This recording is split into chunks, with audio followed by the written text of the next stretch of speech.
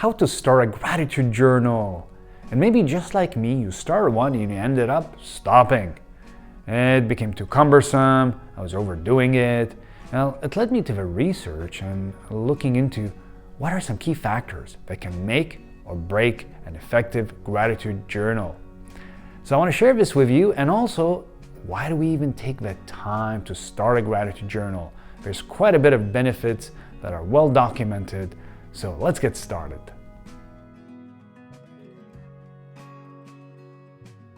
This is Kasim Al-Mashat, Registered Psychologist and mindfulness teacher. So why even bother with a gratitude journal? Our mind tends to hang out in the negative. We have all experienced that. It kind of thinks about more of what's not going right. The practice itself has quite a bit of benefit in terms of physical, psychological, and social. So let me highlight a couple of those.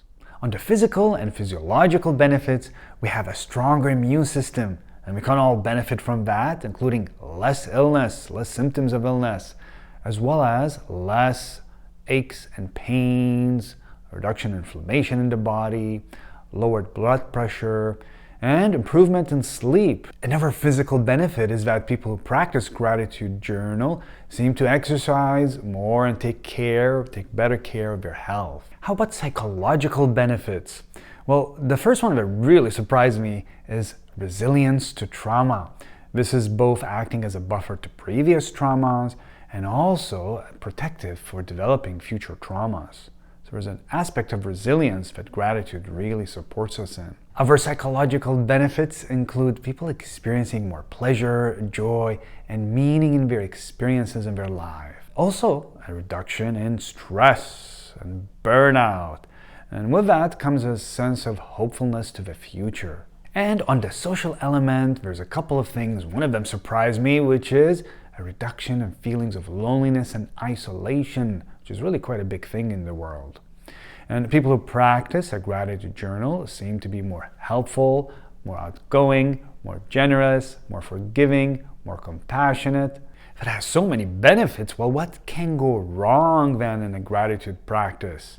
Well, there's three things I wanted to point out to you that can really derail the gratitude journal. The first one is sometimes people do it instead of feeling other emotions, so to suppress emotions. So something happens in their life, whatever, a challenge or work or a loss or whatever they may experience. And then they go, nope, it doesn't matter because I'm grateful I'm alive, or I'm grateful I'm something. So to suppress emotion, and that really is very unhelpful.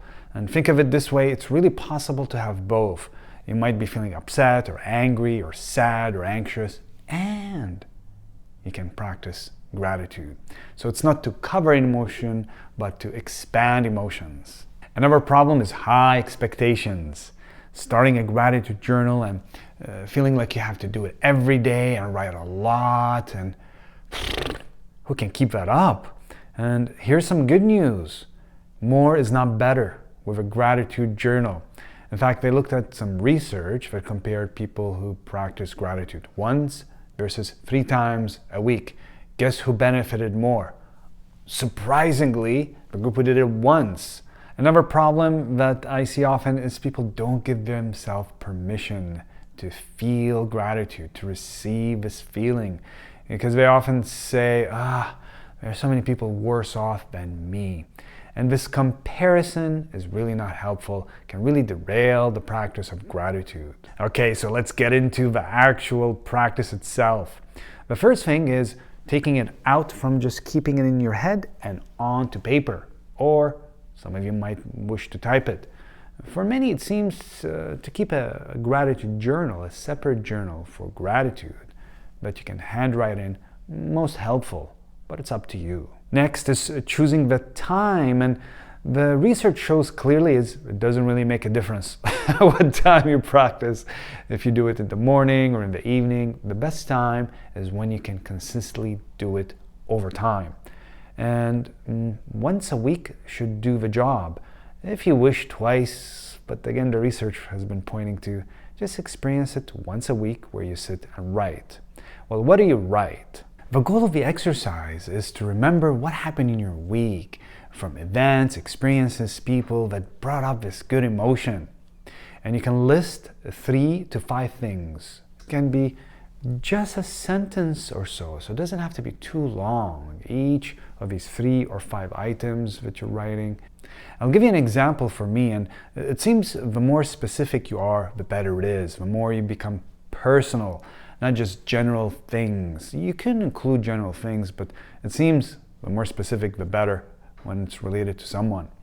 So for me specifically, this week, I feel grateful for the vet that took care of, we have a bird, cockatiel, and took such loving care of this cockatiel in the bird hospital, and the way she was talking to us as we picked up this bird, just really brought us so much comfort. So that's something for me that I wrote in the journal. Another thing that can really help come up with these 3 to 5 items is called the subtraction approach. And how that works is not only reflecting on what well in your week that you're grateful for, but what this week would have been like if you didn't have certain blessings that you have. So that's a really effective way. And go, oh, if I didn't have this, that week would have been really difficult. Or if this person didn't help me with that, that week would have been really even more difficult.